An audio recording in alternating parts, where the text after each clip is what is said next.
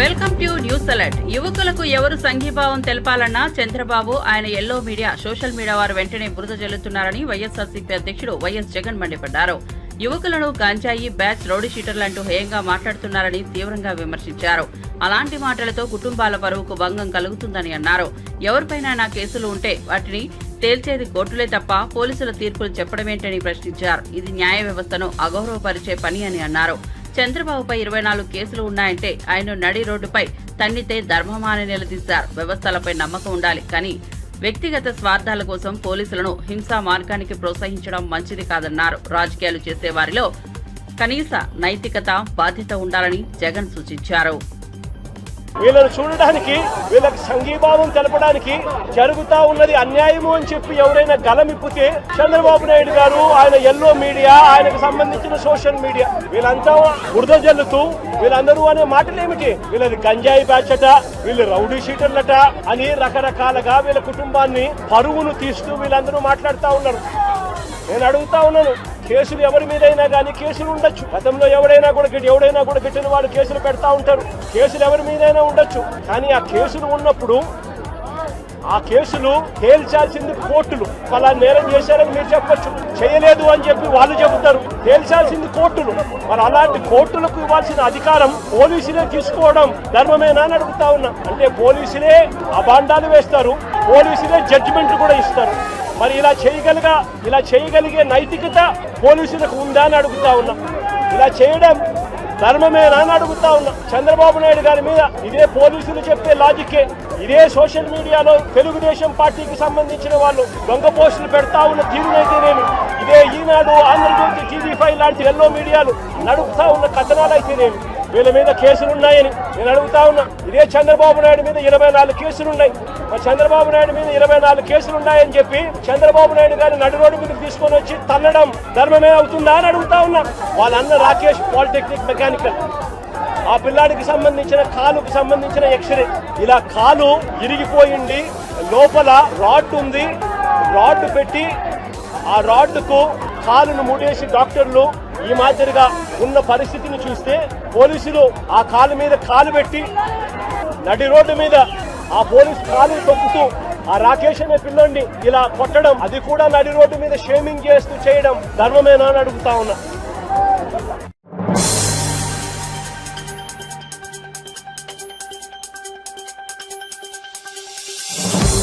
తుని రైలు దగ్ధం కేసును 2023లో lower court కొట్టేసిందని గుర్తు చేసిన గుంటూరు జిల్లా వైఎస్ఆర్సీపీ అధ్యక్షుడు అంబటి రాంబాబు, కాపు ఉద్యమకారులపై పెట్టిన కేసులను జగన్ ప్రభుత్వం తొలగించిందని అన్నారు. అయితే ఇప్పుడు అదే కేసును హైకోర్టులో అప్పీల్ చేయాలంటూ చంద్రబాబు ప్రభుత్వం జీవో ఇచ్చిందని తీవ్ర ఆగ్రహం వ్యక్తం చేశారు. కాపులను బీసీలో చేర్చుతానన్న మాటను నెరవేర్చమని నాడు ముద్రగడ పద్మనాభం ఉద్యమం చేశారని గుర్తు చేశారు. అలాంటి ఉద్యమ నేపథ్యంతో ఉన్న సామాజిక వర్గాన్ని లక్ష్యంగా చేసుకుని కేసులను మళ్లీ తెరపైకి తీసుకురావడం చంద్రబాబు వైఖరిని ప్రశ్నార్థకం చేస్తోందని విమర్శించారు. కాపుల మీద చంద్రబాబుకి ఎందుకంత కోపమని నిలదీశారు. రాజకీయ లాభాల కోసమే ఈ కేసును మళ్లీ బలవంతంగా నడిపించాలనుకుంటున్నారని ఆరోపించారు. కాపు సామాజిక వర్గాన్ని మోసం చేయడమే చంద్రబాబు మొదలవని అంబటి మండిపడ్డారు. వాగ్దానాలు ఇస్తూ కాపుల్ని 6 మాసాల్లో నేను బీసీలో చేరుస్తాను కమిషన్ వేసి అని చెప్పటమే కాదు, మేనిఫెస్టోలో పెట్టాడు. ఆయన వచ్చి సంవత్సరంన్నరైనా కమిషన్ కూడా వేయలేదు. వేయకపోతే ముద్రగడ పద్మనాభం గారు ఉద్యమం చేశారు, కాపులందరినీ సమీకరించారు. తర్వాత తుల్లో బయటకు సభ జరిగింది. పెద్ద ఎత్తున కాపు సమాజం అంతా వచ్చింది, కాపుల్ని బీసీలో చేర్చాలని చర్చించింది. అక్కడ ఒక సంఘటన జరిగింది. రత్నాచల్ ఎక్స్ప్రెస్ ఆ బహిరంగ సభ పక్క దగ్గరలోనే ఉన్న ట్రాక్ మీద దహనం అయింది. అది కాపులే తగలబెట్టారు అని చంద్రబాబు నాయుడు గారు కేసు పెట్టింది. ముద్రగడ పద్మనాభం గారి మీద కేసు పెట్టింది. ఆయన కాక 40 మంది మీద కేసు పెట్టింది. సరే బాగా, ఆ తర్వాత ఆ తర్వాత ముద్రగడ పద్మనాభం గారు నిరాహార దీక్ష చేస్తుంటే ఆయన ఇంటి తలుపులు పగలగొట్టి తీసుకొచ్చారు. తీసుకొచ్చి ఆసుపత్రిలో పెట్టారు. ఇవాళ కూడా మనం చూస్తున్నాం కదా, అరెస్ట్ చేస్తే ఎవరు మాట్లాడడానికి వీల్లేదు, ఎవరు కలవడానికి వీల్లేదని ఈ విధంగా ఆంక్షలు పెట్టి ఇవాళ వైఎస్ఆర్ కాంగ్రెస్ పార్టీ నాయకులు అరెస్ట్ చేసినప్పుడు ఆ రకంగా ముద్రగడ పద్మనాభం గారికి పేపర్ కూడా ఇవ్వలేదు, సెల్ కూడా మాట్లాడనివ్వలేదు, టీవీ కూడా చూడనివ్వలేదు. అలా నిర్బంధిస్తే కుమిలిపోయాడు. నేను అప్పుడు గుర్తు చేస్తున్నా, హోటల్ హయత్ హైదరాబాద్లో ముద్రగడ పద్మనాభం గారిని ఇలా చేయడం తప్పు.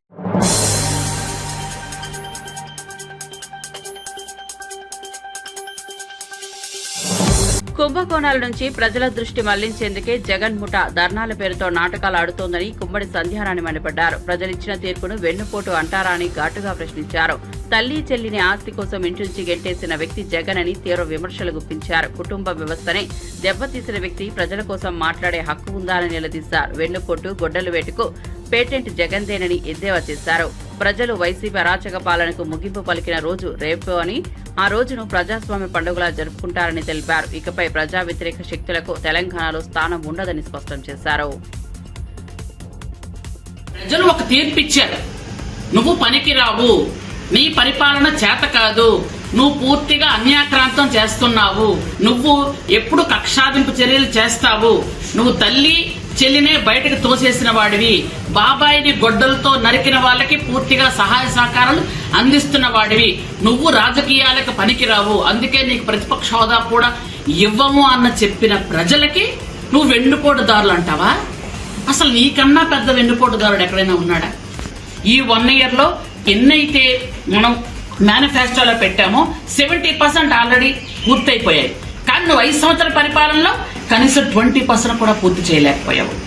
ఈ 1 year లోనే మేము 70% పూర్తి చేసాం. మిగిలిన నెక్స్ట్ ఇయర్లో మిగిలినవన్నీ పూర్తయిపోతాయి. ఆర్థికంగా పూర్తిగా రాష్ట్రాన్ని వెనకబాటు చేశావు కాబట్టి ఈరోజు మొత్తం అన్నీ ఒకేసారి చేయలేని పరిస్థితి ఆంధ్రప్రదేశ్కి వచ్చింది. నువ్వు ఇంకా నీతులు మాట్లాడుతున్నావా? రేపు మాకు పండగ దినం, పర్వదినం, మేము సైకో జగన్మోహన్ రెడ్డి పాలన నుంచి విముక్తి అయినటువంటి దినం కాబట్టి రేపు అందరం కూడా ప్రశాంతంగా ఆనందంగా జరుపుకుంటామని మీ ద్వారా తెలియజేసుకుంటాం.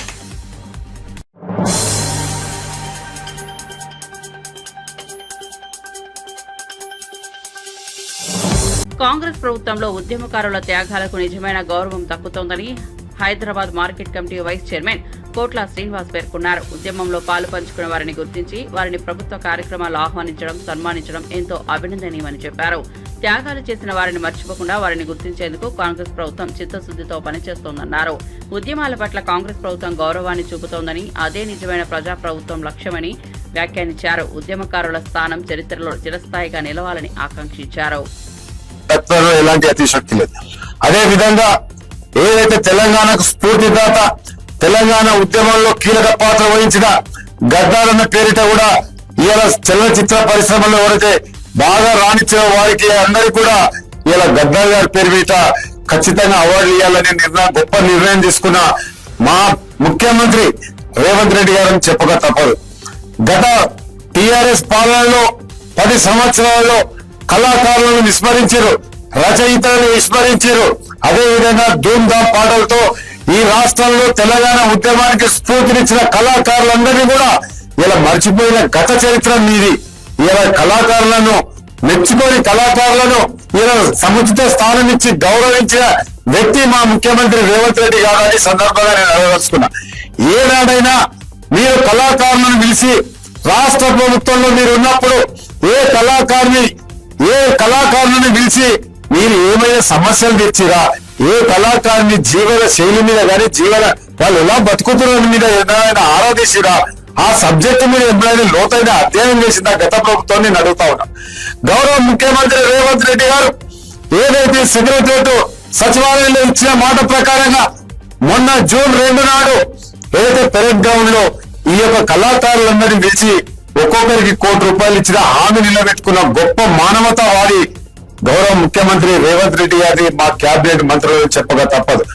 గతంలో గద్దార్ గారు 3 గంటల పైచిలుకగా కేసీఆర్ గారు అపాయింట్మెంట్ కోసము గేటు దగ్గర తెలంగాణ స్ఫూర్తి, తెలంగాణ ఉద్యమాన్ని రగిలించిన గద్దారన్న లాంటి వాళ్ళని మీరు అవమానపరిచిన చరిత్ర మీదైతే గద్దారన్న కుటుంబాన్ని గౌరవించిన చరిత్ర గౌరవ ముఖ్యమంత్రి కాంగ్రెస్ పార్టీ అని చెప్పక తప్పదు. ఇప్పటికైనా గౌరవ ముఖ్యమంత్రి గారు కళాకారుల పట్ల, రచయితల పట్ల, ఉద్యమంలో పాల్గొన్న ఏదైతే కళాకారులను గౌరవిస్తా ఉన్నారో మీరు ప్రశంసించకపోయినా సరే కానీ విమర్శించడం మానుకోకపోతే మీకు తగిన బుద్ధి చెప్తారు కళాకారులు.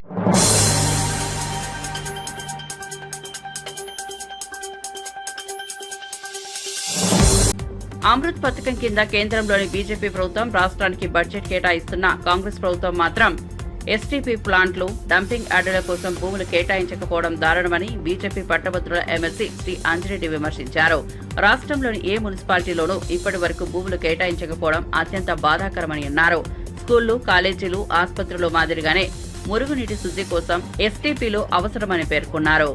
కాలేజీలకైనా హాస్పిటల్స్కైనా ముందు ఎస్టీపీ ప్లాంట్స్, దీనికైనా ఏది డంప్ యార్డ్లకైనా అవి చేస్తే ఏంటంటే రాబోయే రోజుల్లో ఎన్ని తరాలకైనా ఒక్కసారి అండర్ గ్రౌండ్ డ్రైనేజ్ చేసిన తర్వాత మీ రోడ్స్ రిపేర్ చేయడానికి అవసరం ఉండదు, రోడ్స్ చేయడానికి అవసరం ఉండదు. దీనికి రోడ్స్కి అమౌంట్ వస్తూ ఉన్నది, దీనికి అమౌంట్ వస్తూ ఉన్నది, మళ్ళీ రోడ్లు డిగ్గింగ్ చేసి మళ్ళీ డబ్బులు సంపాదించుకుంటూ ఉన్నారు. ఈ విధంగా మేము డిమాండ్ చేసేది ఏంటంటే భారతీయ జనతా పార్టీ తరఫు నుండి మీరు చిత్తశుద్ధితోని ఇది అలొకేషన్ చేయాలని డిమాండ్ చేస్తూ ఉన్నాం. అదేవిధంగా ప్రధానమంత్రి ఆవాస యోజన కింద ఇప్పటి వరకు ఎన్నిళ్ళు ఇచ్చినామంటే దేశం మొత్తం మీద 4 కోట్ల ఇళ్ళు ఇవ్వడం జరిగింది. మొన్న ప్రధానమంత్రి క్యాబినెట్ మీటింగ్ పెట్టిన తర్వాత మళ్ళీ ఈ 4 ఇయర్స్ ఏదైతే ఉందో 3 కోట్ల ఇళ్ళు ఇస్తామని కూడా ఆల్రెడీ చెప్పడం జరిగింది. దీని కింద మొన్నటికి మొన్న మనకు ప్రధానమంత్రి ఆవాస యోజన కింద ఇప్పటి వరకు 1,13,681 ఇళ్ళు అనుమతి ఇచ్చింది. ఈ అనుమతి ఇచ్చిన దానికి కేంద్ర ప్రభుత్వం నుండి 1,705 కోట్లు ఇవ్వడం జరిగింది. ఎంత నడకం జరుగుతుందంటే అలొకేషన్ కరెక్ట్ లేదు, వీళ్ళు ఒక యాప్ పెట్టిరు, యాప్లో కరెక్ట్ లేదు, దీంట్లో 1,50,000 ప్రధానమంత్రి ఆవాస యోజన కింద వస్తూ ఉన్నది. ఇంతవరకు వాళ్ళు ఇచ్చిన లెక్కల ప్రకారమే ఏవైతే 120 పట్టణాల్లో ఇవి స్టార్ట్ అయిందో ఎక్కడి వరకు బిస్మిట్ అయింది, కొన్ని అలొకేషన్ చేసిరు. ప్రతి ఎమ్మెల్యే కూడా 3,500 ఇల్లు అలొకేషన్ చేసిన తర్వాత కూడా ఇంతవరకు ముగ్గు పోసిన దాఖలాలు లేవు. అంటే కేంద్ర ప్రభుత్వం అమౌంట్ ఇచ్చిన తర్వాత కూడా వీళ్ళు నడిగిస్తే రాబోయే రోజుల్లో బీద వాళ్ళు, బిలో పావర్టీ వాళ్ళు ఏ విధంగా ఇల్లు కట్టుకుంటా ఉంటారు. మీరు మీ కొట్లాట ఇచ్చిపెట్టి ఎట్టి పరిస్థితుల్లో బీదోళ్ళ మీద ఎవరైతే ఉన్నారో వాళ్లకు చిత్తశుద్ధితో ఈ ఇండ్ల మీద కంప్లీట్ చేయాలని డిమాండ్ చేస్తూ ఉన్నాం. ఎంప్లాయీస్ విషయంలో తీసుకుంటే చాలా మందికి కేంద్ర ప్రభుత్వం ఇంతవరకు ఒక్క డిఏ పెండింగ్ లేకున్నా కానీ 5 డిఏలు పెండింగ్ ఉన్నాయి.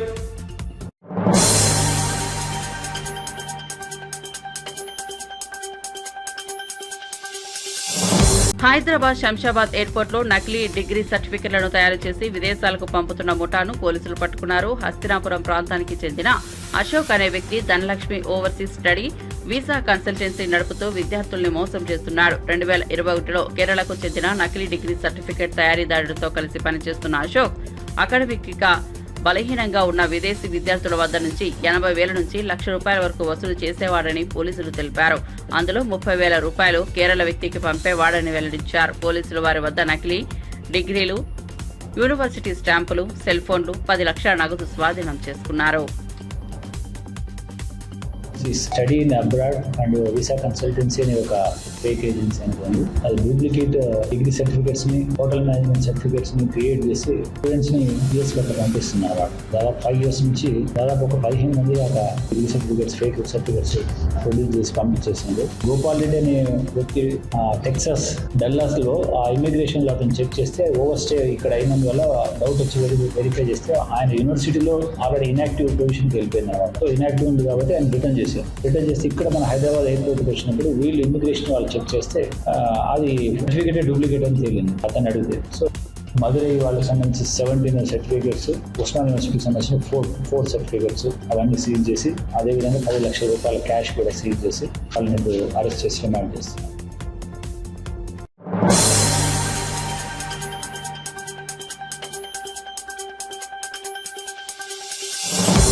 సూర్యాపేట జిల్లాలో నకిలీ పత్తి విత్తనాల తయారీకి పాల్పడుతున్న 3 సభ్యుల ముఠాను సీసీఎస్ పోలీసులు అదుపులోకి తీసుకున్నారు. నిందితుల వద్ద నుంచి 308 కిలోల నకిలీ పత్తి విత్తనాలు తయారీకి ఉపయోగించే యంత్రాలు, ముడి సరుకులు స్వాధీనం చేసుకున్నారు. ఈ ఘనత సాధించిన పోలీసులను జిల్లా ఎస్పీ నరసింహ ప్రశంసించి నగదు బహుమతి అందించారు. నకిలీ విత్తనాల తయారీకి పాల్పడే వారిపై పీడీ యాక్ట్ నమోదు చేస్తామని స్పష్టం చేశారు. తక్కువ ధరకు విత్తనాలు లభిస్తున్నాయని నమ్మి రైతులు మోసపోవద్దని హెచ్చరించారు. నకిలీ విత్తనాల వల్ల పంటల నష్టం, ఆర్థిక భారం రైతులను తీవ్రంగా ప్రభావితం చేస్తోందన్నారు. రైతుల హక్కులను కాపాడేందుకు పోలీసులు గట్టి చర్యలు తీసుకుంటారని తెలిపారు. యాదగిరి స్వామి అని ఇతను తనకున్నటువంటి సొంత వ్యవసాయ పొలం కౌలుకు తీసుకొని వ్యవసాయం చేసేటువంటి పొలంలో హెర్బిసైడ్స్, గడ్డి మందును తట్టుకునేటువంటి పత్తి విత్తనాలని ఎక్కడనో తెచ్చుకొని సాగు చేసి వాటి ద్వారా వచ్చేటువంటి విత్తనాలని ఇతను యూట్యూబ్ ఛానల్లో, ఇతర సోషల్ మీడియా ఛానల్లో చూసి దానికి కావలసినటువంటి పరికరాలను కూడా స్వయంగా ఏర్పాటు చేసుకొని ఇతను ఆ విత్తనాలని తయారు చేసి అమ్మడం, దాదాపు క్వింటాల కొద్ది విత్తనాలని తయారు చేసి ఇతను అమ్మడం, ఇవన్నీ కూడా మనం సోదాలో తేలింది. నకిలీ పత్తి విత్తనాలను ఎవరైనా తయారు చేసినా, అమ్మినా, ట్రాన్స్పోర్ట్ చేసినా, స్టోరేజ్ చేసినా చట్టరీత్యా చర్యలు తీసుకోవడమే కాదు, వీళ్ళ మీద పీడీ యాక్ట్ పెట్టడం జరుగుతుంది.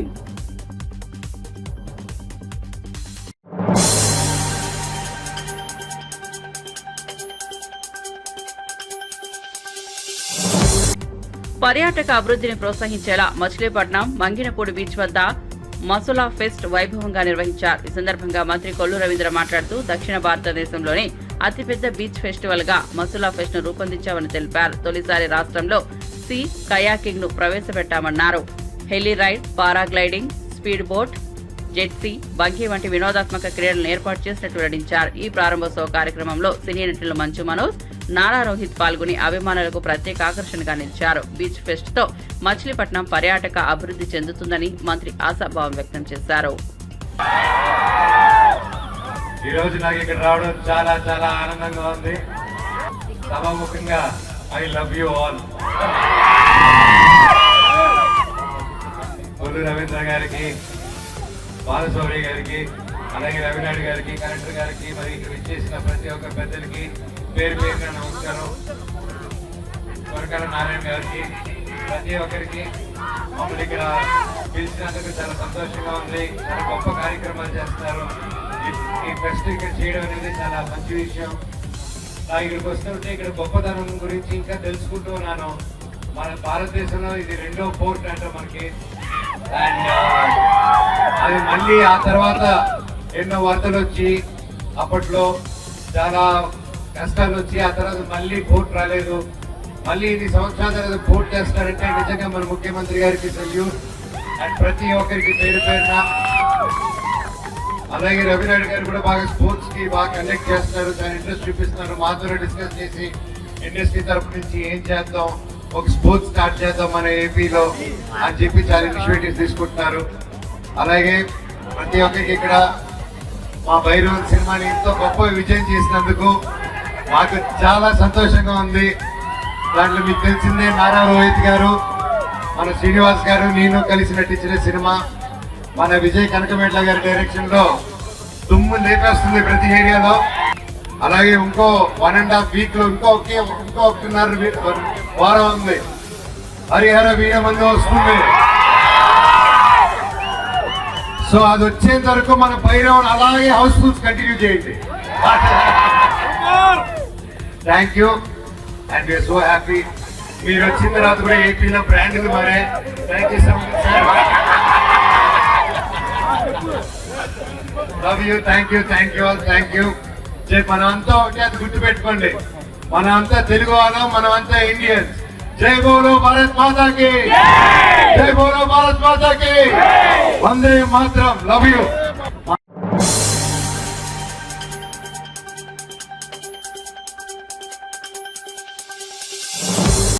రైతుల సంక్షేమమే ప్రభుత్వ ప్రథమ ప్రాధాన్యతగా ఉన్నదని వ్యవసాయ శాఖ మంత్రి గుమ్మడి సంధ్యారాణి తెలిపారు. విజయనగరం జిల్లా మెంటాడ మండలం ఇద్దరు వరుసలో రైతులకు రాయితీపై వరి విత్తనాలను పంపిణీ చేస్తూ ఆమె మాట్లాడారు. రైతుల అభ్యర్థన మేరకు Andhra project high level canal, గొర్ల మినీ రిజర్వాయర్లను పూర్తి స్థాయిలో అభివృద్ధి చేయాలని ఇప్పటికే చర్యలు ప్రారంభించామని వెల్లడించారు. సాగునీటి కొరత లేకుండా చేయడమే లక్ష్యంగా ప్రభుత్వం ముందుకు సాగుతుందని చెప్పారు. పంట పెట్టుబడులు తగ్గించేలా రాయితీ విత్తనాలు, ఎరువులు, సాంకేతిక పద్ధతులను అందించేందుకు ప్రభుత్వం కృషి చేస్తోందని మంత్రి పేర్కొన్నారు. రైతుల అభివృద్ధి కోసం ప్రభుత్వం ఎప్పుడూ అంకితభావంతో పనిచేస్తుందని చెప్పారు. రైతులు క్షేమంగా ఉంటేనే రాష్ట్రం క్షేమంగా ఉంటుంది అని, అన్నదాతకి అండగా ప్రభుత్వం ఉంటేనే ఆ రాష్ట్రం సంక్షేమంతో ఎప్పుడూ ఆనందంగా ఉంటుందని నమ్మినటువంటి కూటమి ప్రభుత్వంలో చంద్రబాబు నాయుడు గారు ముఖ్యంగా ఒక రైతు బిడ్డగా రైతులకు న్యాయం చేయాలని ముందుకెళ్తున్నటువంటి సంగతి మీ అందరికి కూడా తెలియజేస్తున్నాను. మనకి రైతులు ఎంత ముఖ్యం అనడానికి మనకి హై లెవెల్ కెనాల్ ఛానల్ కానీ, గొర్లగడ్డ కానీ, వీటిని ఆల్రెడీ మన నాయకులు నాకు కాగితాలు ఇవ్వటం, వాటిని కూడా మన మంత్రివర్యులకు ఇవ్వడం కూడా జరిగింది. అతి త్వరలోనే మన హై లెవెల్ కెనాల్ ఛానల్ గురించి, గొర్లగడ్డ గురించి వాటిని పూర్తి స్థాయిలో మనం బాగు చేసుకుంటామని మీ అందరికి కూడా నేను తెలియజేసుకుంటాం.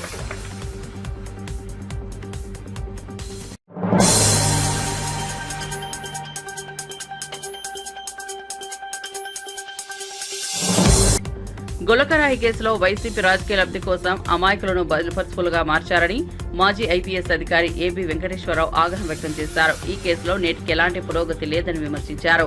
అసలైన నిందితులపై చర్యలు తీసుకోకుండా చేతగాని అరెస్టులతో రాజకీయ ప్రయోజనం పొందాలని కుట్ర జరుగుతోందని ఆరోపించారు. నిందితులుగా ఉన్న ఇద్దరిని ఏబీ వెంకటేశ్వరరావు స్వయంగా పరామర్శించి న్యాయం కోసం తన పరతాపం వ్యక్తం చేశారు. అనవసరంగా వారిపై కేసులు పెట్టి వేధించడం చట్ట వ్యతిరేకమని, వెంటనే దర్యాప్తు పునః సమీక్షించి బాధ్యులపై చర్యలు తీసుకోవాలని డిమాండ్ చేశారు. ప్రజాస్వామ్యంలో నిజాయితీగా జీవించే వ్యక్తుల హక్కులను కాపాడాల్సిన బాధ్యత ప్రభుత్వంపై ఉందన్నారు. వేసినప్పుడు తగిలిన దెబ్బో ఎట్లా తగిలిందో తెలియదు కానీ కొద్దిగా చీరుకుపోయి రక్తం వచ్చిన సంఘటనని నిమిషాల్లోనే ఎవరో రాయేసి కొట్టారు, హత్యా ప్రయత్నం చేశారు అనే నాటకంగా దాన్ని అప్పటికప్పుడు మార్చి పాడేసి ఎవడ దొరుకుతాడా బలిపశువు అని చెప్పి 2-3 రోజులు వెతికి ఏమాత్రం సాక్ష్యం లేకుండా అతన్ని తీసుకెళ్లి అరెస్ట్ చేసి 45 రోజుల పాటు జైల్లో పెట్టారు. ఈ కేసులో జగన్మోహన్ రెడ్డి గారికి దెబ్బ తగిలింది. ఆయన స్టేట్మెంటే లేదు మొత్తం ఫైల్లో. ఇది జగన్మోహన్ రెడ్డి గారి ద్వంద్వ ప్రమాణాలకి ఒక తార్కాణం. అతన్ని పట్టుకెళ్లి 5 రోజుల పాటు చిత్రహింసలు పెడితే 50 లక్షల డబ్బు ఇస్తాం, మీకు సిటీలో వైసీపీలో పెద్ద పోస్ట్ ఇస్తాం, నీ మీద కేసు లేకుండా చేస్తాం, కేవలం బోండా ఉమ్మగారి పేరు చెప్పు, ఆయన చెబితే చేయించాను, నేనే 1000 రూపాయలు ఇచ్చి పిల్లోడితో చేయించాను అని చెప్పి బలవంత పెడితే ససైమరా నేను ఒప్పుకోను, ఇటువంటి అబద్ధం నేను ఆడను, ఇటువంటి తప్పు నేను చెప్పను అని చెప్పి నిజాయితీకి నిలబడిన పిల్లోడు ఈ పెద్ద దుర్గారావు. 2 లక్షల డబ్బు ఇస్తాం, నీ మీద కేసు లేకుండా చేస్తాం, లేకపోతే మీ అమ్మా నాన్న కాల్చేస్తాం అన్నా సరే నీతికి నిలబడినోడు వీడు ఒంటూపురోడు సతీష్. నిజాయితీ అంటే ఇట్లా ఉంటుంది చూడండి.